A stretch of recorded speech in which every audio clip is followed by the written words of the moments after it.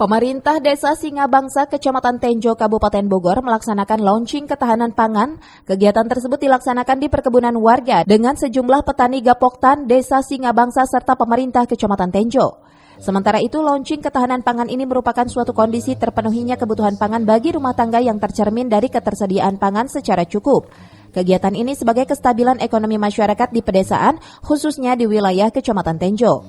Sementara menurut Kepala Desa Singabangsa Sopian Aji Sabela mengatakan bahwa dalam kegiatan ini merupakan program ketahanan pangan pada anggaran dana desa. Di samping itu dirinya juga mempunyai kelompok wanita tani atau KWT yang berada di Desa Singabangsa.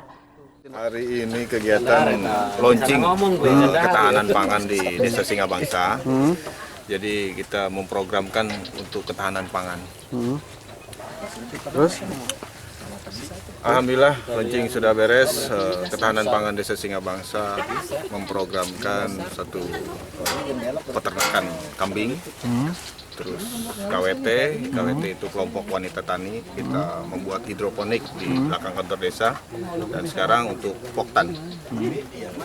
Terus yang diberikan apa aja untuk petani?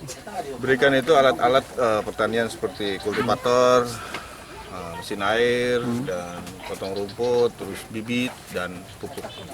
Alokasi di mana, Pak? Alokasi ya di Desa Singabangsa, dekat dengan situ Singabangsa.